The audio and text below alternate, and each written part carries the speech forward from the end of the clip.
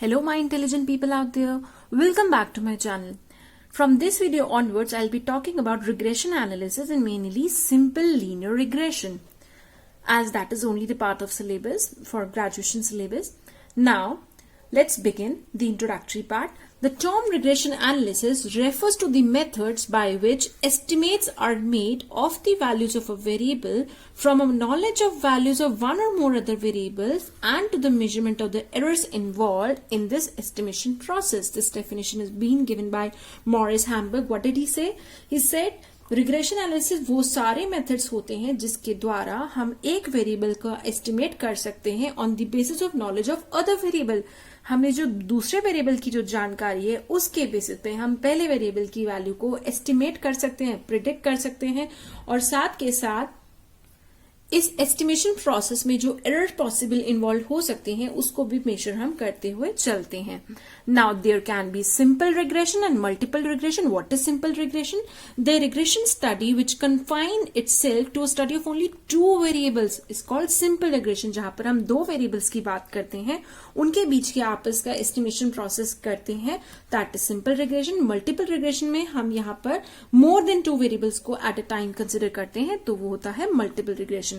Regression relation जो है ये रिवर्सिबल नहीं है. जैसे कोरिलेशन के केस में होता है, एक्स और वाई के बीच का कोरिलेशन जो है वो वाई और एक्स के बीच के कोरिलेशन का आइडेंटिकल होता है, बट यहां पर रिग्रेशन रिलेशनशिप रिवर्सिबल नहीं है. Regression equation which is use to predict the values of Y from a given value of x cannot be used to predict the values of x from a given value of y.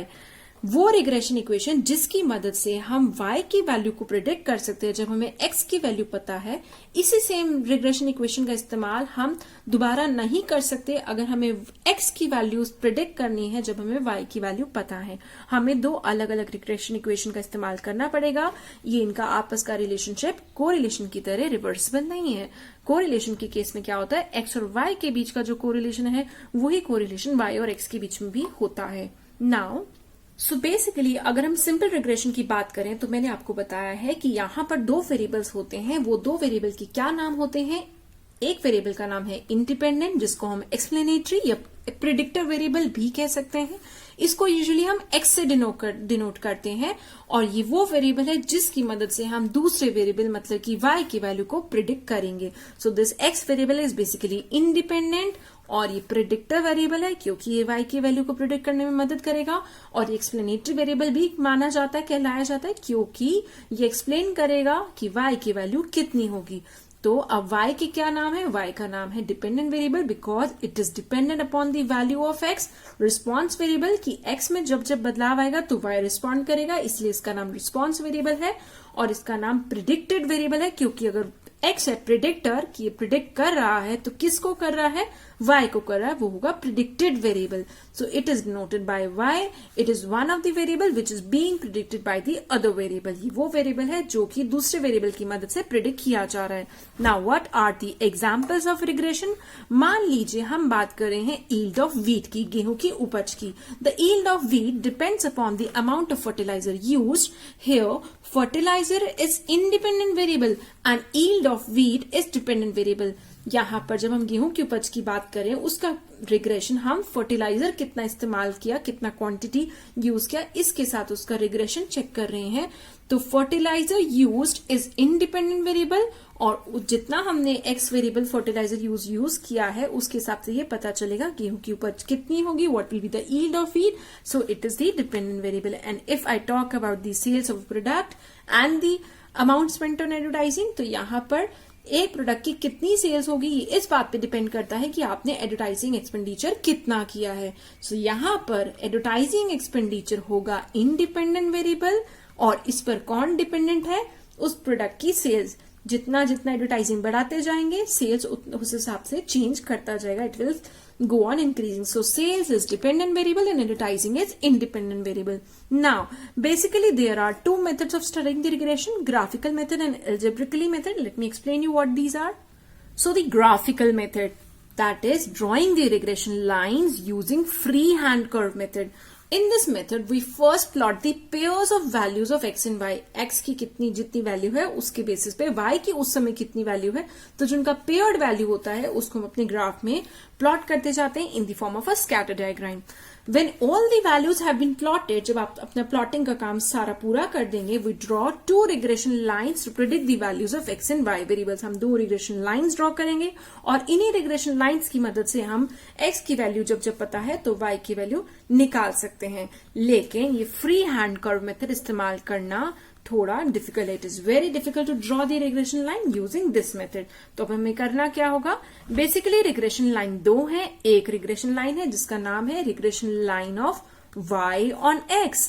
ये वो regression line है जो कि use की जाती है to predict the values of y for a value of x. x की value जब पता है तो उसके हिसाब से y की उस समय वैल्यू कितनी होगी इस रिग्रेशन लाइन से पता चलेगा, जो कि है ऑफ y ऑन x. मतलब x पता है, y निकाला जा सकता है. दूसरी रिग्रेशन लाइन है regression line of x on y. ये वो रिग्रेशन लाइन है जिसको यूज किया जाता है to predict the values of x. x की वैल्यू हम प्रिडिक्ट कर रहे हैं for a value of y. y की वैल्यू हमें पता है और उसके बेसिस पे हम x की वैल्यू प्रिडिक्ट कर सकते हैं with the help of this regression line which is regression line of x on y. अब बात आती है एक ऐसी सिचुएशन की जब 2 रिग्रेशन लाइन बिल्कुल नहीं होंगी, जो कि मैंने अभी भी नाम बताया है y on x and x on y. 2 का कोई मतलब नहीं है. ऐसी कौन सी सिचुएशन है, if coefficient of correlation between x and y is perfect. जब x और y के बीच का कोरिलेशनशिप परफेक्ट है, या तो परफेक्ट पॉजिटिव है या परफेक्ट नेगेटिव है, उस केस में एक ही रिग्रेशन लाइन होगी. कहने का मतलब दोनों की दोनों रिग्रेशन लाइन सेम होंगी, आइडेंटिकल होंगी. तो ऐसा कब होता है, जब हमारे x और y वेरिएबल्स के बीच का रिलेशनशिप या तो परफेक्ट पॉजिटिव कोरिलेशन है या परफेक्ट नेगेटिव कोरिलेशन है, तब एक ही रिग्रेशन लाइन होगी. और कहने का मतलब 2 अलग अलग नहीं होंगी, दोनों जो होंगी वो सेम होंगी और एक ही होंगी. Now we are talking about linear regression and non linear regression. Linear regression ये क्या होता है, if the graph between the values of a dependent variable and independent variable is a straight line, then regression is called linear regression. अगर जो 2 variables dependent और independent हैं, इनके जो वैल्यूज हमारे पास हैं उससे जो ग्राफ बन रहा है उससे एक स्ट्रेट लाइन तैयार होती है, तो वो लीनियर रिग्रेशन है. If the relationship between the 2 variables is not in the form of a straight line but have some other functional relationship like y is equal to x square, that it is not y is equal to a plus bx, y is equal to x square, then regression between the variables is called non-linear regression, जो कि हमारे syllabus के scope में नहीं है. So, drawing the regression lines using the methods of least square, or you can say अब हम इस्तेमाल कर रहे हैं अपने algebraic method को. तो यहाँ पर algebraic equations का इस्तेमाल किया जाएगा x और y की relative movement को पहचानने के लिए, जानने के लिए. और ये मेथड इसका क्रक्स क्या है, ये किस बात पे बेस्ड है, तो ये मैंने स्टार लगा के बताया है. Here what we do, we minimize the sum of squares of deviation between the given values of a variable and its estimated values given by the line of best fit.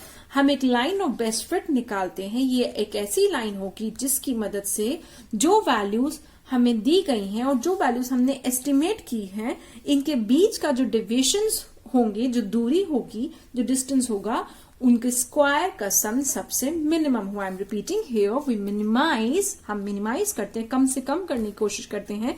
अपनी line of best fit से किस चीज को कम करेंगे, the sum of squares of what, of the deviations. किनके बीच के डेविएशन, जो गिवन वैल्यूज हमें दी गई हैं एक वेरिएबल की और जो उसकी एस्टिमेटेड वैल्यूज हैं, इनके बीच की दूरी कम से कम हो, उनके डेविएशंस का स्क्वायर कम से कम हो. वो हमें किससे पता चलता है, लाइन ऑफ बेस्ट फिट से. Now we are talking about the first line of best fit, जिसका नाम है regression line of y on x. It is the line which gives the best estimate for what, for the value of x for a specified value of y. x की value जो हमें पता है उसके basis पे y की value कितनी होगी, उसका बेस्ट से बेस्ट एस्टिमेट जिस लाइन की मदद से पता चलता है वो है regression line of y on x. और इसकी इक्वेशन क्या है, equation of line of this line of best fit is y is equal to a plus bx. और इसको हम कुछ ग्राफिकली इस तरह से दिखाते हैं, y is equal to a plus bx. Now, to determine the value of constants a and b, we use following two equation referred to as the normal equation. हमें जो वैल्यू दी गई है a और b, ये जो constants हैं, इनकी value निकालने के लिए हम दो नॉर्मल इक्वेशंस का इस्तेमाल करते हैं. वो दो नॉर्मल इक्वेशन है sigma y is equal to na plus b sigma x. This is the first equation. The another one is sigma xy a sigma x plus b sigma x square. This is second equation. जब हम इन दोनों equations को solve out कर देते हैं तो a और b की वैल्यू निकल कर आती है a is equal to y का mean minus b into x का मीन. और b y x क्या है? b ही है. b is regression coefficient of y on x. b को हम b y x भी कह सकते हैं. तो अगर हम इस दोनों इक्वेशन को सॉल्व कर लेते हैं तो a की वैल्यू तो होती है y का mean minus b into x का मीन, और b की वैल्यू निकल कर आती है n sigma of X Y minus sigma of x into sigma of y upon sigma n sigma x square minus sigma x का whole square. Now will talk about another regression line, the second one. But before that let me explain you one more thing. यहां पर जो b है वो है b y x, that is regression coefficient of y on x. तो हम क्या करें? The constant b is called regression coefficient of y on x and is denoted by b y x. And ये क्या measure करता है? It measures the slope of regression line of y on x. ये regression line का slope measure करता है. मतलब ये क्या दर्शाना चाहता है? ये बताना चाहता है कि y में कितना बदलाव आएगा, कितना चेंज आएगा corresponding to change in x. x में जब जब चेंज आएगा तो तब y में कितना चेंज आएगा, ये हमें पता चलता है इस रिग्रेशन कोफिशिएंट से, जिसका नाम है बी वाई एक्स और जिसको इस रिग्रेशन लाइन का स्लोप भी कहते हैं. अब हम बात करते हैं दूसरी रिग्रेशन लाइन की, regression line of y on x. So basically जो अभी हमने रिग्रेशन लाइन बनाई है, जो अभी रिग्रेशन लाइन मैंने आपको बताई है y is equal to a plus b x, इसमें अगर हम a और b की वैल्यू को फिट कर देते हैं तो हमारे पास फाइनली जो रिग्रेशन लाइन निकल कर आती है that is regression line of y on x is y minus y bar is equal to b y x x minus x bar. This is the finally regression line of y on x. Now let's talk about the another regression line which is regression line of x and y. ये वो line है, it is the line which gives the best estimate for the value of x for a specified value of y. जब जब मुझे y की value पता है तो x की वैल्यू कितनी होगी उसका बेस्ट एस्टिमेट जिस लाइन से पता लग सकता है उसे कहा जाता है regression line of x on y. और इसकी इक्वेशन क्या है? Equation of the line of best fit is x is equal to c constant plus d constant into y. To determine the value of constant c and d, we again use two normal equations, बिल्कुल जैसे पहले use की थी, जो कि है sigma x is equal to n c plus d sigma y. This is the third equation, क्योंकि पहली दो मैं यूज कर चुकी हूं. Then again sigma x y is equal to c sigma y plus d sigma y square. This is the fourth equation. जब हम इन दोनों इक्वेशन थर्ड और फोर्थ को सॉल्व कर लेते हैं तो हमें c और d की क्या वैल्यू मिलती है? c is equal to x bar minus d into y bar, that is x mean minus d into y mean. Then बात होती है d की वैल्यू, d को हम dxy भी कहेंगे. dxy is equal to n sigma xy minus sigma x into sigma y upon n sigma y square minus sigma y का whole square. So the constant d is called regression coefficient of x on y. यहाँ पर जो ये d constant है, जैसे पिछली regression line में b था, यहाँ d है. ये क्या है? ये दिखाता है regression coefficient of x on y. मतलब कि ये slope बताता है, slope of regression line of x on y. और इसको क्या y भी लिख सकते हैं. और हमें ये बताता है कि x में कितना कितना चेंज होगा जब जब y की यूनिट एक यूनिट में चेंज किया जाएगा. तो फाइनली रिग्रेशन लाइन को हम कैसे रीराइट कर सकते हैं? It can be rewritten as y minus y bar is equal to 1 upon b x y. हमने यहाँ पे d को 1 अपॉन बी एक्स वाई लिखा है. इस bracket start x minus mean और x माइनस x का mean is equal to b x y multiply by y minus y bar. तो फाइनली आपकी जो रिग्रेशन लाइन निकल कर आती है वो ये है. Now in my next video, I'll be talking about why 2 regression lines are required. So stay tuned. Bye. Thanks for watching this video. Take care.